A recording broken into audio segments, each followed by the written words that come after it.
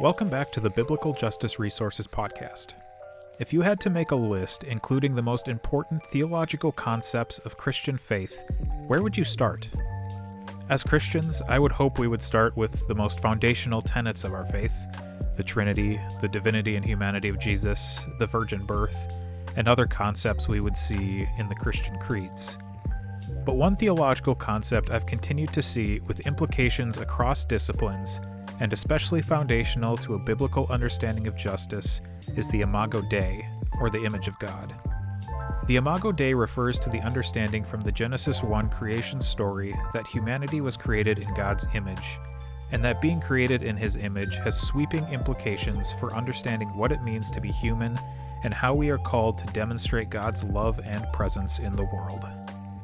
As I said, the image of God has ties to a breadth of theological disciplines, to the point that our exploration of the topic will not be contained to just one discussion.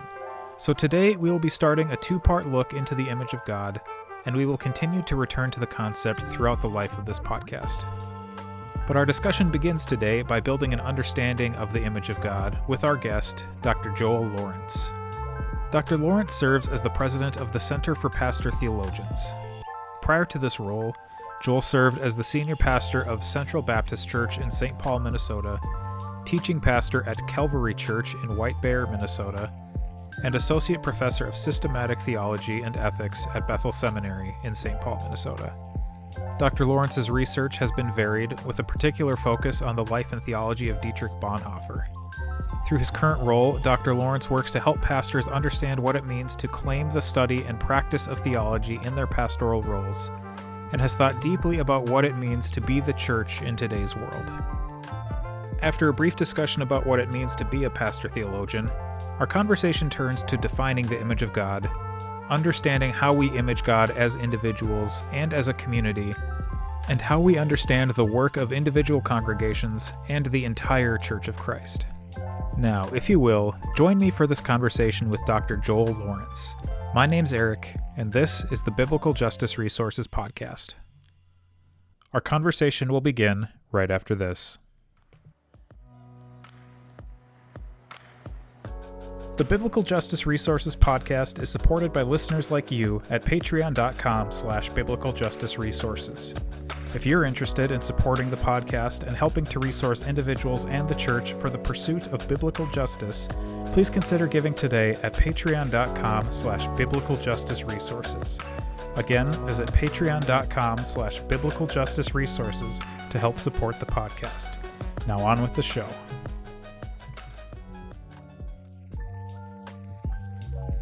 Joel, thank you for joining me here today. Yeah, great to be with you, Eric. Thanks for having me on. So we're going to get into some talking about the image of God, some of how that looks theologically, but I want to start off thinking about what a pastor theologian is, since you're leading the Center for Pastor Theologians. What is that? What are you guys focused on? What does a pastor theologian look like? Yeah, so kind of our driving conviction is that pastors are the theologians of the church, and we've kind of lost that vision as over the last few hundred years, kind of through various different decisions that were made historically and kind of ways things developed, mostly in the modern era, theology is kind of outsourced to the academy. And like, I love academic theology. I'm a fan of academic theology. I've been trained in academic theology. I teach in seminary. So it's not being against academic theology, but it is to recognize that theology in the academy is its own particular discipline, and it kind of asks its own questions, and it seeks answers according to the kind of academic guild. And a lot of times those aren't the questions that the church is asking. Kind of the people in the church, the people who are seeking to live out their life of faith through everyday life, they're not necessarily asking academic questions. And the problem has arisen that as theology got outsourced to the academy, the church kind of became vacated of being a place of rich theological reflection, not necessarily academic reflection, but rich, thoughtful, deep reflection. And a lot of other things have come in to shape the church, and the church has been shaped by business forces. The church has been shaped by cultural forces, and it hasn't really had the theological grounding to understand itself and to resist some of these forces as they have come in. And so what we want to do at the CPT is really commend pastors to live in this identity as theologians of the church. We're not CEOs. We're not simply counselors or activists. I mean, there's a part of each of those in being a pastor, but that's not the core of the identity. The identity is theological shepherd of the church. And so a pastor theologian is simply somebody who understands themselves in this identity as theological shepherd of the church and leads the church, feeds the church from that core identity for the church to become really the theological community that it is meant to become. It's a sociological community, but you can't understand the church fully through just kind of the sociological features. There's a theological nature to the church that is at the heart. And so when we lose that, the church gets off kilter. We'll probably talk about this a little more as we go through the podcast. I think a lot of what we're facing today is a crisis in our understanding of the church, a crisis in our ecclesiology. And one of the ways we think that can best be countered is by also addressing this crisis of pastoral identity. Pastors who are not operating out of a vision of theologian lose their embeddedness in the story of God and the life of the church, and all these other stories start to come in. So the CPT is really driven by this identity project. We want to encourage pastors in this identity, and we create structures for ongoing formation of pastors as theologians. Yeah, it's so interesting to hear you talk about it that way because I'm going to use issues for lack of a better word, but it seems like some issues people can have with theology coming out of the academy is that it's not like what is happening on the ground. I think you just kind of touched on that. But then also now it makes me think maybe some of the issues people are having with the church is that as you said, that theology has kind of been the practice, the study has been pushed off to the academy out of the pastor at the pastoral role. Yeah. Yeah. So for the pastor, then we'll start with pastors. What does it look like then to sort of retake, maybe not the mantle, but retake on the action of doing theology, the reaction of studying theology? What all goes into understanding that? So yeah, great question. A couple of things. One of the things we talk about is there's academic theology. Kind of the two forms of theology that are most dominant today are academic theology and what we could call popular theology, kind of a devotional theology. You do see a lot of this, and I'm not demeaning this. I think it has a place, but you do see like a lot of pastors, if they are writing for the church, a lot of times they take a sermon series that they did, and then it gets kind of packaged at a publisher, and then it gets pushed out there.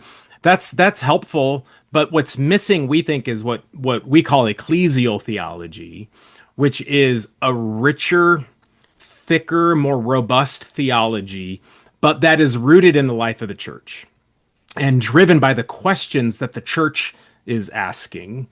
Not merely just kind of responsive and, hey, let's give people the answers that they want, but what are the challenges that are facing the church? What are the challenges that are facing the members of the church? That's probably not going to be the same thing as the challenges of what's facing the academy and the paper you need to write for a particular academic journal. And so what I talk about a lot with pastors is we're theological narrators of reality. Right? Like the pastoral, a key part of the pastoral work is to equip the saints with a theological imagination, a theological vision of the world, of what God is doing in the world, and therefore of the culture, so that we can understand how is it that the culture is seeking to shape us and form us and conform us to the pattern of the age. And my concern with a lot of devotional theology, when it doesn't operate correctly, is it's giving people tips on kind of how to navigate the challenges of the world, but it's not giving an imagination to see the world differently. And so it kind of operates from within the givens of the cultural patterns, what I keep using this phrase, pattern of the age, what Paul talks about in Romans 12. Don't be conformed to the pattern of the age. Well, not be conformed to that, we have to know it. We have to see it. We have to understand it. And if we do theology in kind of a devotional way without the imaginative piece, that can just be, as I said, kind of giving tips for how to live your life within the given pattern, rather than stepping back and saying, no, if we read the scriptures and have a theological vision of the world, we are being called not just to kind of navigate well the challenges, we're being called to live in a different story, to live in a different narrative, to live from a different imagination. We're called to live by faith and not by sight, which doesn't demean the world around us and say that we should be escapists, but it does say that we are called as those who are part of the resurrection of Christ, the first fruits who have the Spirit. Our reality is different than reality as it presents itself to us.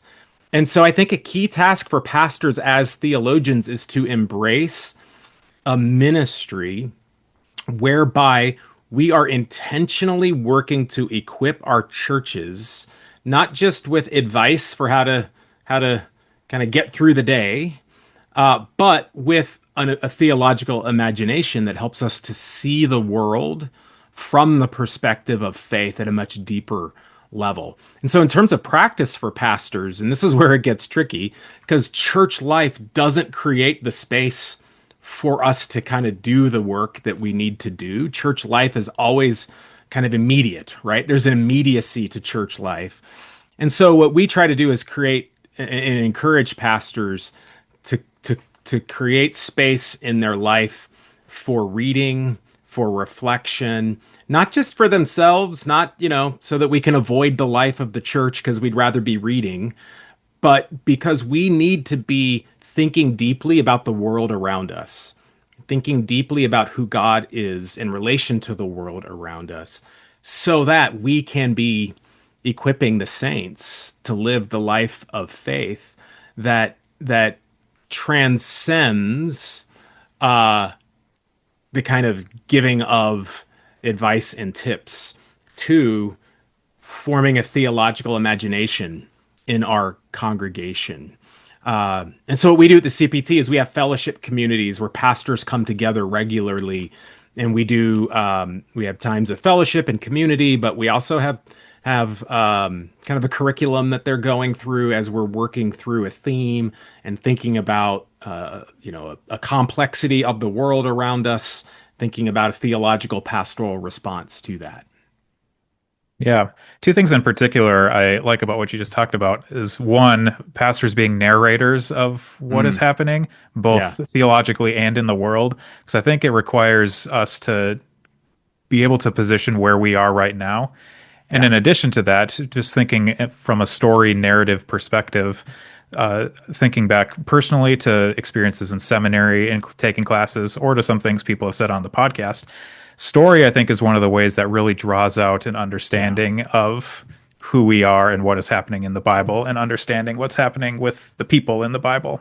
Yeah. So I think that's a great thing. This theme of kind of story and imagination, which is getting more interest these days, which is good. It's good to see. Like, I don't know if you know the philosopher Charles Taylor, who he wrote, he's written a few huge big books, but he uses a language of social imaginary, that we all kind of have a social imaginary, and our culture is wanting to form us in a particular way of seeing the world, so that we might be participants in that culture. And there's culture and there's subcultures, right? We can think of American culture and kind of American mythologies and how those want to shape us. And we could think of capitalist culture and capitalist mythologies and how those want to shape us, all of which have a vision of what it means to be human that are embedded in them, right? The American myth has a vision of what it means to be human. A capitalist vision has a vision of what it means to be human. And the question is, okay, well, are there some true things in there? Yes. But none of these other cultural narratives can completely enact the gospel in our imaginations. Only the gospel can do that. Only the Spirit can do that. Only the church can do that.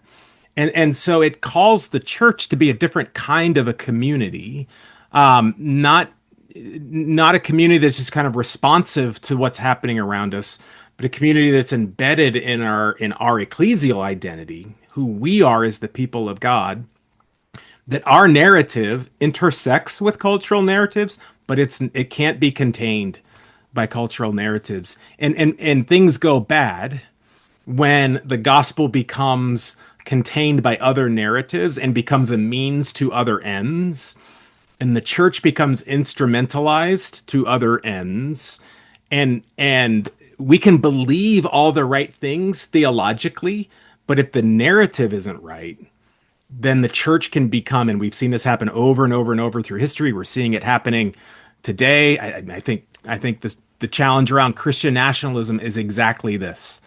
A false narrative has captured segments of the church. The church has become instrumentalized towards a false end. And people within that framework can believe, like confess the Nicene Creed and Christian doctrine and all of those things. The problem is that the church has become instrumentalized. Become caught in a false narrative. And I think this is a key work of pastors. I say this to pastors all the time. Kind of your work is basically to do ecclesiology all the time. Like always be telling the church what it means to be the church. Who are we? Who are we? Who are we? Because we've been so embedded in these other narratives that we can't tell them apart from each other. And so to have a gospel narrative is going to take intentionality. It's going to take work that is beyond just sort of pedagogy, i.e., simply teaching Bible passages. It's all rooted in the Word. I'm a person of the Word. I'm a great tradition evangelical, but we can teach passages and still those be caught in the false narrative and the false imagination. So I think it's critical that we're getting to the imaginative level as pastors, and do our pedagogy within that imaginative space. Yeah, and I think the narrative of what it means to be human, I think, can lead us right into this conversation about the image of Yes. God. Yeah. Because anthropology, I guess, would be the understanding of what it means to be human. But to Yeah. me, anthropology and a bunch of other things, ecclesiology, which I think we'll get to, political theology, a bunch of other things rely on understanding what the image of God is and what that means Yeah. for us. Absolutely. So people have Yeah. maybe heard this language of image of God and maybe have some understanding of it. But just so we all kind of are on the same page here, what does the image of God mean? What does it mean to image God? What does that mean for humans and humanity? Yeah. So when I preached on this, I have a couple of pictures that I've used, like actual photos. One was a photo of me and my dad when I was like probably 7 months old, and my dad is kind of holding me up, as you know, that kind of classic dad baby picture of the dad holding the baby and looking in the eye. And then we have a similar picture of me holding my daughter when she was 7 months old, and she and I look almost exactly alike, right? We both image each other because we image our father, right? I look like my dad, she looks like me. So the teaching on the image of God in Genesis 1 particularly, right, when God creates the heavens and the earth, and then on the sixth day he creates humanity, the capstone of the creation, and the pattern in the text changes. In Genesis, you know, you have the kind of very, very structured pattern. It was the first day, it was the second day, it was the third day. God said, "Let it be," and it was. You have that structure. But then on the sixth day, it kind of zooms in. And there's something unique going on in the creation of humanity. And there God's articulating who this creature is, who this humanity is. And it says, "I will create them in my image."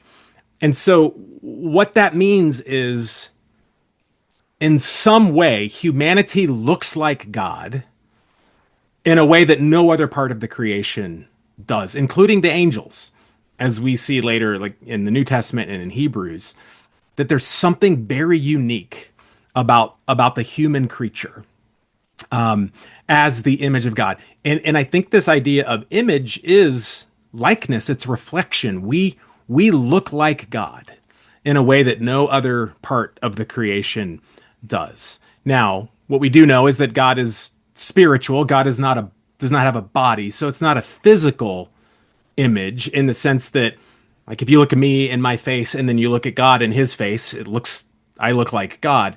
It's not that. There's something though about our nature that is reflective of the nature of God.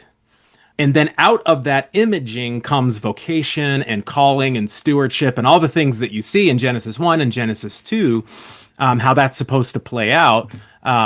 Because we look like God, because we in our nature image God, we then are uniquely God's stewards upon the earth. We are uniquely His vessels to work out His plan upon the earth. So, I think the kind of sum up here, the image of God is just, it's saying that there's something unique about how humanity looks like God in our nature that then makes us the proper means by which God will work through us to accomplish His purposes for creation.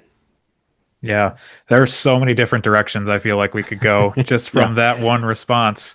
And unfortunately, we won't get to all of them, but I'll do my best to kind of wade through as many things as possible here. sure. Yeah, But before that happens, one thing I know that I've heard through discussions of image of God is this idea. I don't remember if it's Roman, if it's some other ancient Near Eastern thing, but that the leader, whoever the head of whatever state it is, would place images of themselves yeah, in like far off places that are still their territory where that right. person may never go, but as a like this is who I am and this is who your leader is. And Yeah, I've heard that tied into this understanding of image of God. Like we are that image being placed on earth yeah, to serve as the representatives of God, if you will. Is that accurate? Is yeah. that a good understanding of additional piece of understanding the image of Yeah, God? yeah, I certainly think it captures a thread for sure. So yeah, it's ancient Near East. You would have seen this, and it was a way, in very pre-digital worlds, very pre-mass communication worlds. Most of the people in a kingdom, or even if it was a conqueror who had conquered beyond their own kingdom and brought other people into their realm, most of the people there would never have any interaction whatsoever with the ruler, with the monarch, right? That's kind of hard for us to imagine because we are inundated every day, 24 hours a day with images of our political leaders. They're constantly before us. That's not how it would have worked, obviously, in the ancient world. And so these statues would be set up as representatives, as images of the king, so that the people who were dwelling in that place would have a reference point for who their ruler was. So the important thing wasn't the statue per se, but it's what it represents. It represents the ruler who is the authority in the land, in the territory. And so I think what that does capture is, as we are being called to live out our vocation as the image of God on earth, we ought to be representatives of the nature of God, right? That was a key part of what it means to be created in the image of God, what it means to be human, is that we would be His presence upon the earth through whom His work was being accomplished. And, in this context, and his authority being acknowledged. We are the acknowledgers of His authority as the monarch, as the king, and as those who are in His image. Our very lives are representations of His authority in the world. As we live out that authority, as we live under His authority, as those who are to steward the world towards its proper end. Yeah, there's a whole lot going on in my head right now about this idea because what seems to me is the key difference between this example from ancient times and now is that people actually can encounter God. Like they would maybe never encounter the leader of the state, the conqueror, Yeah, whatever, but they can encounter God now. But we still, as humans, have this sort of key role, I guess, if you yeah, will. Like yeah, it is certainly possible for God to encounter individuals in spite of other humans, but Yeah. that doesn't. But we still have some aspect in play, which makes me think about your previous comments about Christian nationalism and things of that Yeah. nature. Sort of, I guess I would say, distorting that image. What what part of this, if we're thinking about sort of the responsibility of the church as we encounter people who are not Christian, especially, I Yeah. mean, evangelicals at heart here, like this is part of Right. the baked Right. into understanding is Yep. bringing the word out to others. What I'm struggling to form a question here, but I think the general idea is we have a lot of people who are claiming Christ but are not accurately reflecting the image Right. of God. Yep. For it's hard for me to say like this person is not, so what you do against them is what you need to do. But what for I hear what you're saying. Yeah. Christians who Yeah. are trying to effectively accurately image God in Yeah. a world where there are people who are claiming that but are not Yeah. effectively accurately imaging God, what sort of is the responsibility for that group of people? Yeah. So a couple of things I would say. One is, your observation about God can enable a relationship with others kind of directly, right? He doesn't have to work through other people. That's true, but the pattern biblically is he does work through Yeah. community. He does work through mediators. That's the way that he set it up. Like we as the image are the mediators of the presence of God to the world. Now we do that not because of our own capacities, not because we're great human beings, not through our own kind of moral strivings. We do that because ideally the Spirit of God is dwelling within us. We're dwelling in relationship with God, and so we are being formed more and more into the very nature and likeness of God. And so I do think we should. I think this is one of the challenges kind of evangelicalism has often has is because we made it kind of a me and God thing. We've lost this communal nature, and in losing that, we don't just lose kind of a richer vision of the community. We actually do lose an understanding of the nature of how God works in the world. That He has chosen to be a covenantal God who makes covenant with people, with communities of people, and then works through them unto the ends of the earth, right? You see this with Israel. Israel was made the people of God, was chosen, elect to be the people of God, not so that they would be the ones that go to heaven and everyone else would go to hell. They were elect as the means through which the presence of God would go out into the world. And so this is the nature of how God works is through created mediators. And so I think one of the challenges we have on the evangelical side of things, and this gets into our anthropology challenge and our ecclesiology challenge, is we've made it a very individualized thing. It's about me being saved. It's about my relationship, my personal relationship with God. But in doing that, that's true, but it leaves out a whole lot of the biblical narrative and the way that God operates in the world. So I think we have some work to do to kind of reclaim that part of the story. On the Christian nationalism as an example of this, I think the challenge that we have there is is that you have a community of people who have made the an improper thing the end, the goal, and with that then have adopted means to achieve that end that are contrary to the nature of God, that are contrary to the nature of Christ. I'm talking about like characterological kind of things, fruit of the spirit kind of things, right? Love, joy, peace, patience, kindness, goodness, faithfulness, gentleness, self-control. You line that up with a lot of the rhetoric in a Christian nationalist space, it doesn't feel very fruit of the spirity. It feels very kind of spirit of the age. and even and now in our age with digital media and social media and kind of the rhetoric of our age, it's very easy for people to believe that they are serving the purposes of God while being very disconnected from the nature of what God reveals discipleship life to look like.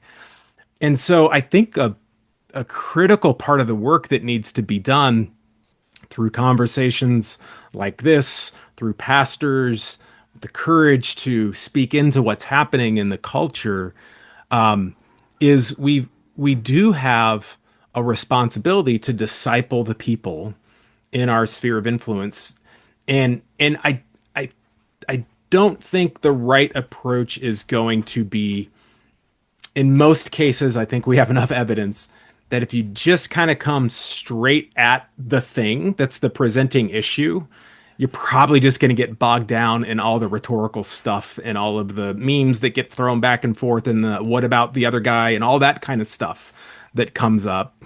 I think what we have to do is patiently go deeper to this, to what's happening at the character level, helping people to see over time ways in which the way that we've instrumentalized the church or our faith to a particular end has actually distorted it and twisted it and taken us away from the vision of what it means to be a follower of Jesus, a community of followers of Jesus. So it might be something like, let's do a series on the fruit of the Spirit and then talk about the fruit of the spirit of the age and just kind of lay out some of these things and make comments along the way as appropriate. But I just think the way we're going to get at this is more by subterfuge, more by kind of attacking it from behind rather than attacking it from the front, because the pattern of the age is to attack from the front, and we just don't see that really being the way that I think it's properly being engaged. And when we try that direction, it just tends to compound the problem. So I think there's sort of a way in which pastors these days kind of have to be willing to recognize we're not going to fix the problems in a sermon or in one Bible study session. This is going back to our earlier conversation. This is a rewriting of imagination, and that's going to take time. And I'll say this, and I don't mean this to be overly pessimistic, but there is a biblical vision of shaking off the dust of your feet and don't throw pearls before swine. And I think at some level, there also is a sense in which if we're constantly just trying to correct everything, especially if we're doing it through the different kinds of media that are available to us, I think there's a place for that. But there is also a place for saying, this person, these people, like I still want to love them, but I don't know that the Spirit of God doesn't seem to be active here. This seems to be hard ground. And I think part of our pastoral sensitivity is, where does it seem the Spirit of God is working? And let's go there, right? This is what kind of an analog of this is what we see Paul doing in his missionary journeys. You look for the person of peace when you go into a new village. Paul sometimes just stood up and started preaching, but a lot of times he found a person that through the Spirit, that one person that the Spirit was working in, and he built into that person. And then through that kind of started to see the Spirit move. And so I think there's a bit of that we need to be embracing these days, of looking for the people of peace in this conversation, looking for people who maybe they look at things differently politically than we do, but there's some questioning that they have. There's some things that they want to be, that they're thinking about. And okay, let's come alongside that person and be building into them. So I think there's a variety of different strategies that are required today, and pastors have to have the wisdom and the thoughtfulness and the patience to be willing to try these different strategies at different times and engage in different ways depending on how we sense the sensitivity of the people that we're talking to, how we sense God's working in our congregation and certain people in our congregations, and follow the Spirit. Yeah, that's so good. There is so much there that's so good. I want to put a pin in the discipleship aspect of this and come back to it if we have time. But one of Yeah, the reasons I was most excited to talk to you in particular is because of this idea of community also working into understanding the image of God yeah, from things I've heard you discuss in the past. And I think if you weren't the first person to talk about that I heard, you were the one who like it crystallized that, I guess, the best in my mind. So that's what I'm right. excited about here. Because I think what comes when it comes down to thinking about church in places that I have come out of practice wise, Yeah, it does seem like the church is seen mostly as this place to go for personal individual discipleship. It's like a place that serves as a check on what you are doing or not doing. Whereas what you've argued in different places is that the community itself is part of understanding the image of God, at least through my interpretation of it, and yeah, that the ecclesiology, the understanding of the church, also plays into that, if not just because of this understanding God's work through covenant community throughout scripture and throughout right. time, but also because of the community that God has within himself with Father, Son, Holy Spirit. Yeah. Can you kind of touch a little more on how this community aspect plays into image of God when it has been discussed so much as individual? Yeah, absolutely. So, I'm definitely not the first person who's talked about this. If I was, you shouldn't listen. Like if I've come up with something brand new, that's usually a bad sign, right? The church has been here before. Now, what I will say is, you see this more in the Eastern tradition, in the Eastern Orthodox tradition, which has a much more developed vision of the doctrine of the Trinity at the heart of it than the West does. Obviously, that's not to say the West doesn't have a doctrine of the Trinity. We do have a doctrine of the Trinity. It's in our creeds. It's in our DNA. It's what it means to be Orthodox Christians, is to believe that God is triune. But in the Eastern world, in the Eastern Orthodoxy, they have a much more articulated and intentional vision of the Trinity at the center of their theological vision. Whereas we have, through a variety of different reasons, and kind of historically, there's reasons that developed this way, we have more of a vision of the human individual kind of at the center of our vision of reality, who then is in relationship to God.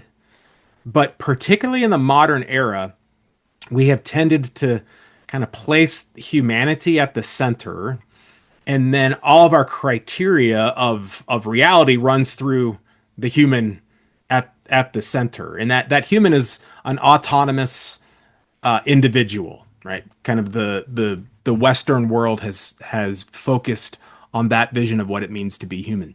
I think, and then in our image of God, then the way that plays out is we think, well, I am in the image of God, and you are in the image of God, and this other person is in the image of God, and we as individuals image God.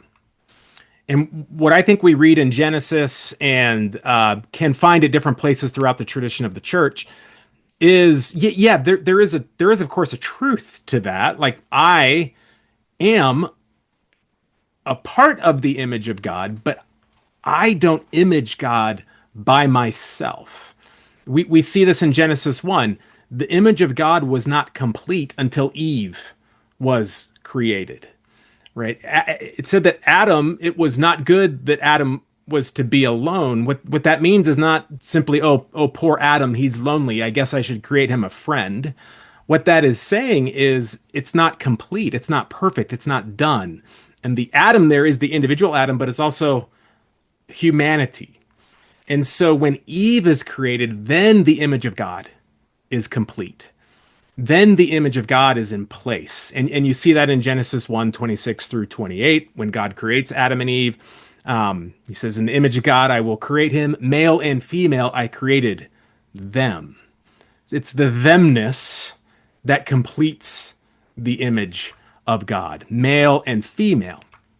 And I think why that's important is exactly because the God that we are imaging is the God who is not a, this gets tricky when we talk about Trinitarian theology, but God is one, but God is also three, right? He's not merely a singular numerical one. He is one God in essence, but the one God exists eternally as Father, Son, and Holy Spirit. So in the oneness, there is a communality. There's a community within the Godhead. It's not three gods.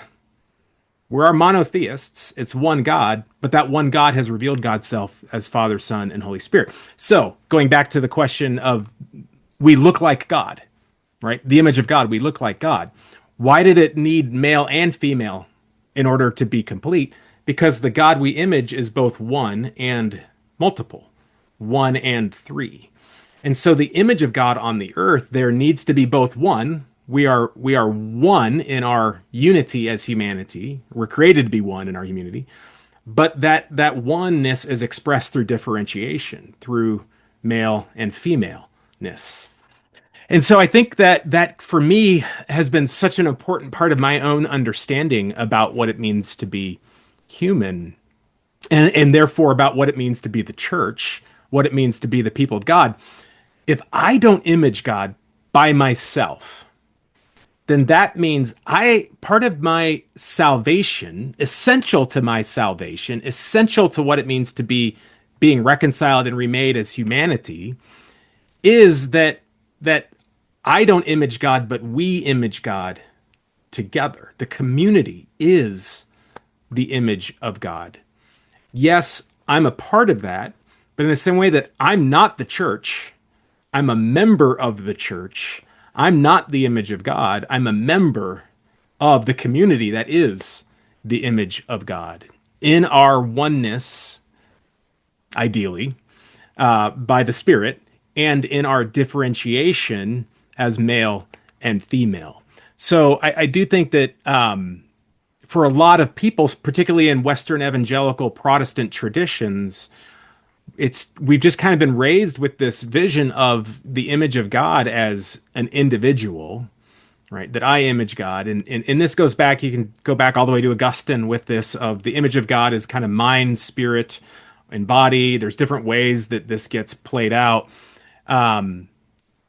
But it's individualized. I think when we understand the communal nature of it, it just opens up so much more to us about the nature of God, why the doctrine of the Trinity actually really matters, and isn't just this kind of thing that we don't really understand, and it feels like they just kind of came up with the most obscure way to talk about God back in the olden days, and so we'll have it on the back of our bulletins or we'll sing it in some songs, but we don't really know why it matters. We don't really know. It doesn't really impact our lives.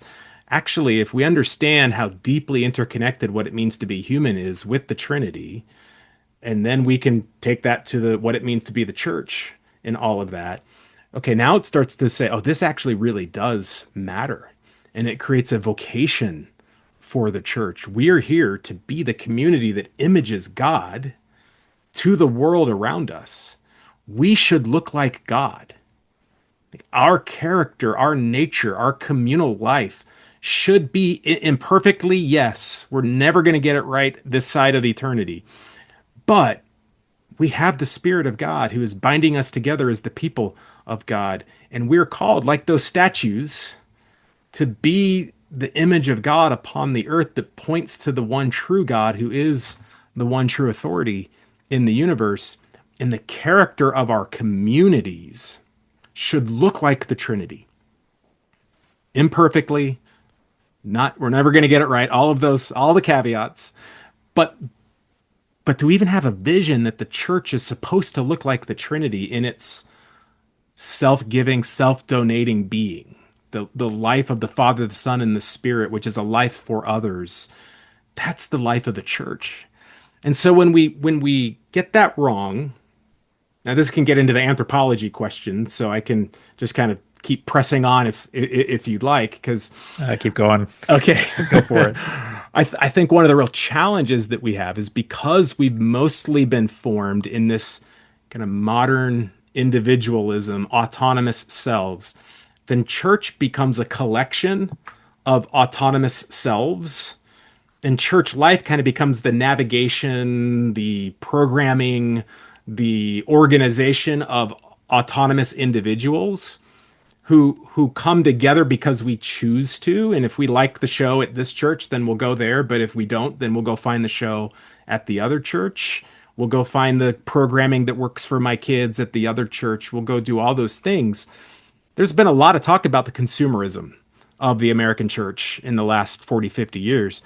I don't think we've explored enough the anthropology underneath of that consumerism. The anthropology is we've been formed by the Western capitalist market. We've been formed as consuming individuals, and therefore that's the formation that drives us to the church. So long as the church meets the needs that I have, I'll be connected to it. But when it stops doing that, then I'll go find another market that can serve me the goods and the services that I need. And so I think this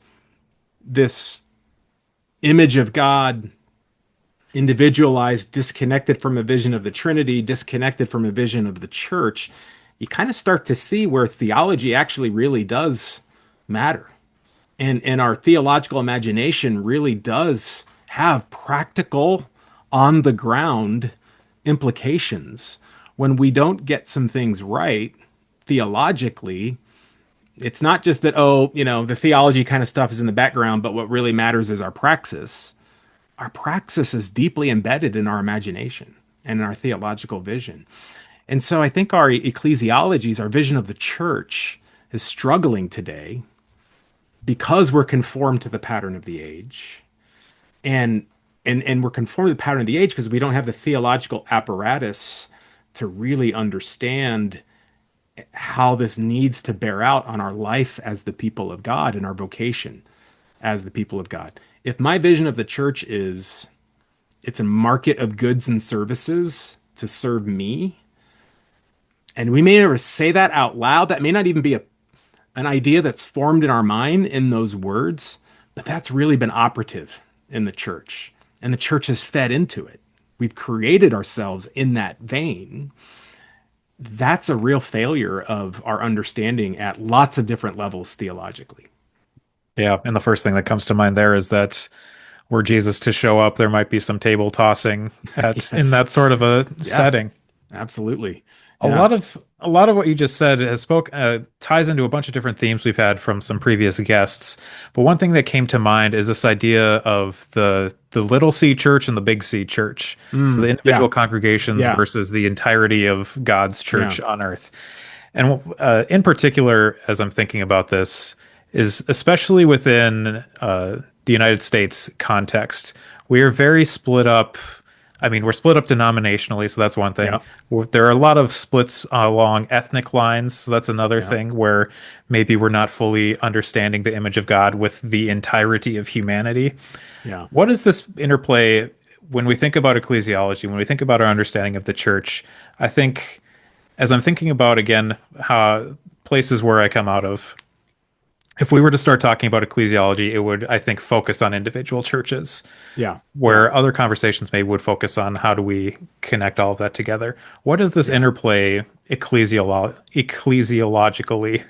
between Yeah. the individual congregations and the entire body of Christ? Yeah. So I think this is a really important question. Uh, so a couple things to say here. One is I don't think that every local congregation is supposed to be representative of the kind of whole of the church. Like that's not really possible. I've been to churches around the world. I go to a little village church in Kenya, and that's going to be a lot of people from that little village church in Kenya. It's not going to be diverse, right? In that sense. And so I think one of the challenges that we have is sometimes we've we've made this kind of vision of diversity to be our ecclesiology, and then try to apply that to local churches. And I think that gets pretty problematic pretty quickly, depending on what the issue is. If the issue is our local church is not diverse because we have a false vision of the church and we want the church to be for us, and there's a racial undertone to that, or a superior undertone to that, that's deeply problematic. Like deeply, deeply problematic. Because the body of Christ is where we all come equally in need of Jesus and are all brought equally in need into the church. And so we are called to love God and to love our neighbor. And the church isn't for me. The church is for us. The church is for the community, and therefore the church is for the world. And so I think the local churches are called in different places to be expressions of that, depending on their context, depending on their situation. I do think if you're in a local church where it's a more diverse neighborhood, it should look like that neighborhood. But to kind of make diversity the thing of the local church, I think runs into some problems. I think one of the problems that we have is that because we don't have a strong vision of the universality of the church, we tend to see ourselves only insofar, we see the church insofar as we see our local congregation, but we don't think of ourselves as, when we gather here, we also are in the spirit gathering with that little church in Kenya. That is a part of our church community. That's not our local congregation, but our local congregation is a part of a much bigger universal congregation that is the congregation of the living on earth and the company that's already gone before us in heaven. That our vision of what it means to be the church needs to be much more broadly expanded. And then in that we can see, and this is the second thing, and that then we can see the way in which our local church is part of a universality that expresses the diversity of humanity. But it may not itself express that, but but we have to have a vision that we are a part of something much bigger and broader than ourselves. And an ecclesial identity calls us to be located in a local church, but also be connected to the universal church. And all of that needs to shape our vision of what it means to be the people of God on earth. Yeah, which I think then leads to the practical question of how does that happen? So for for the most part, I think Americans are going to be listening to this, so maybe we'll Yeah. frame it that way. For Americans who are in a context where you could think, what does it look like to connect to global churches, Yeah. church theology, and understand that? What does it look like to connect to places across the state, across the country, across Yeah. town, where people have a perspective that I don't have? And Yeah. what does it look like practically to be able to learn from that perspective if we are not seeing each other at church every Sunday? Yeah. So I think the key that you just said there is to learn from that. I think there's a posture here. One of my concerns is that the American church has never really been part of the global church.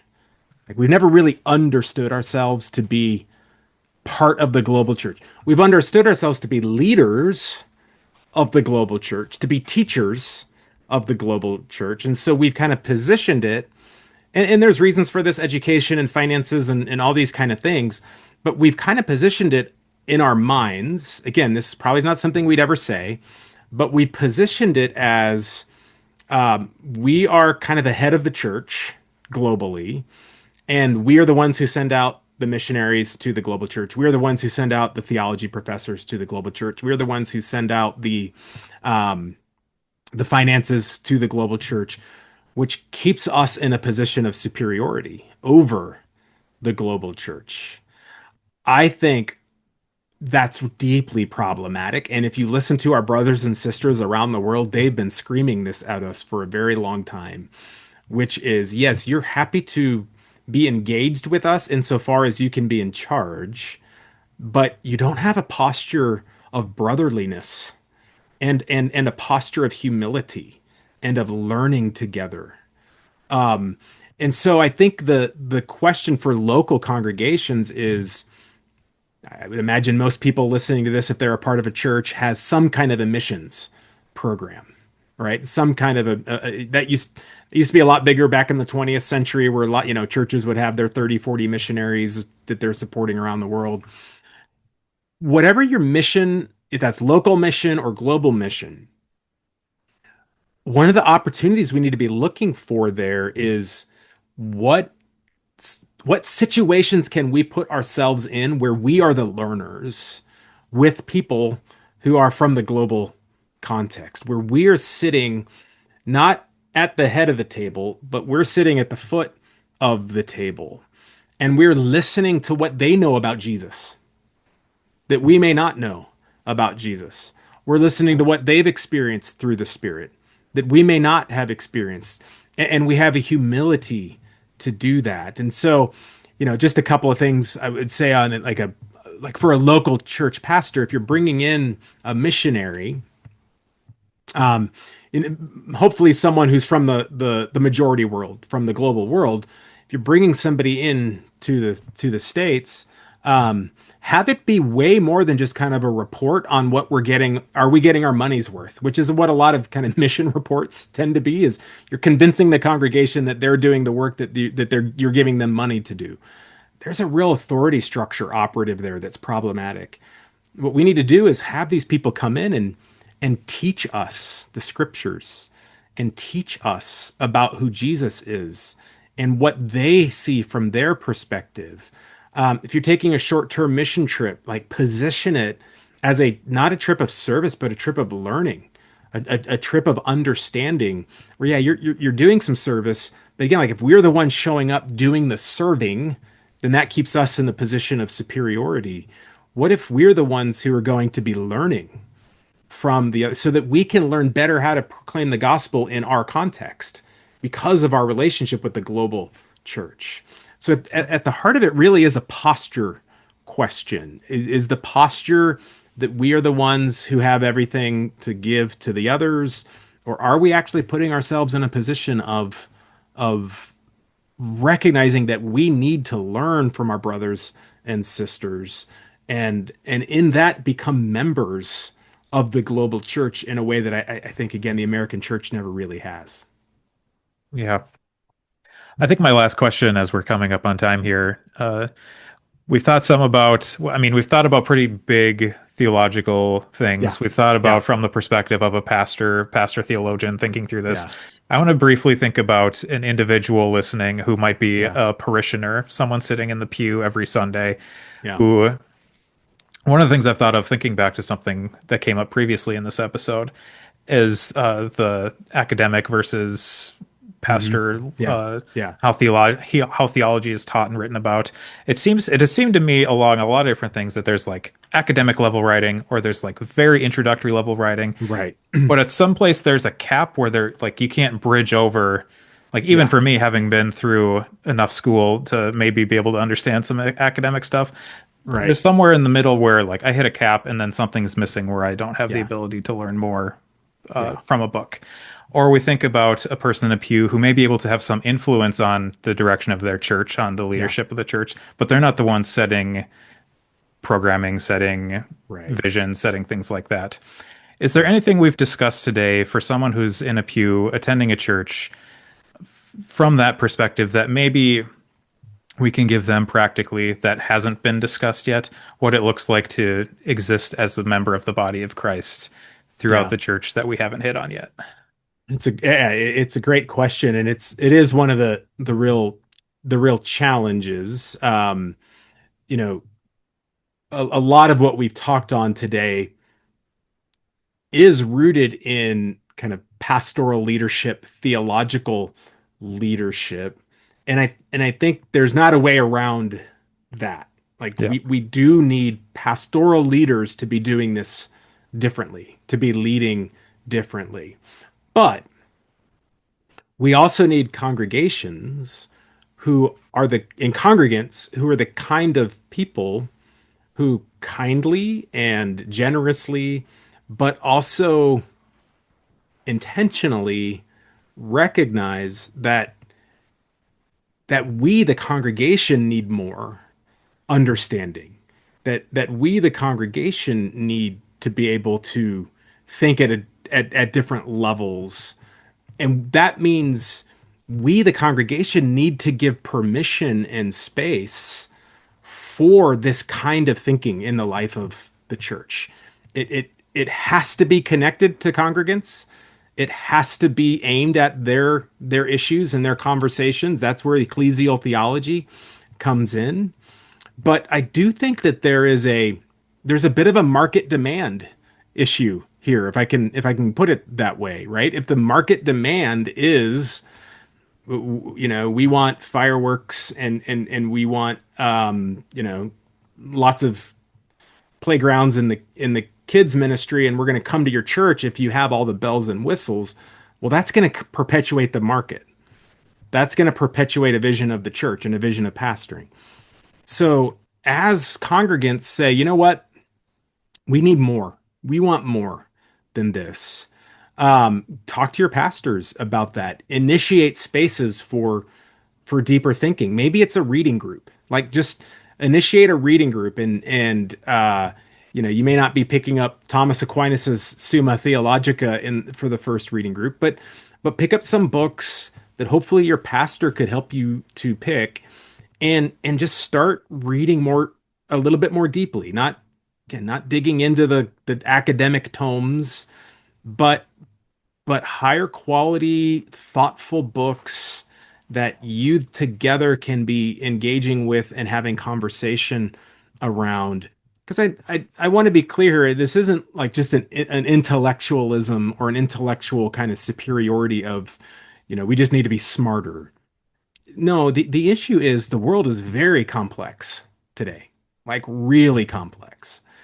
And if the church isn't stepping into that complexity, if pastors aren't stepping into that complexity, we're getting killed by the complexity of the world. It is an abdication of pastoral responsibility to allow our congregations to continue to get killed while we're entertaining them.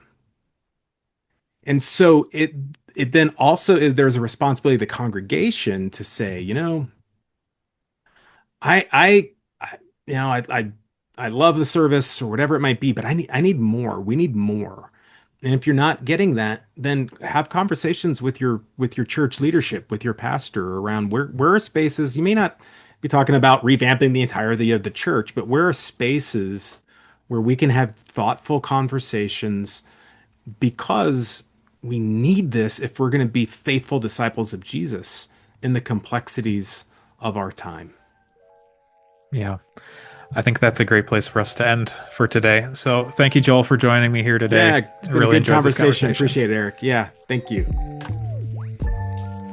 Thank you for listening to the Biblical Justice Resources Podcast.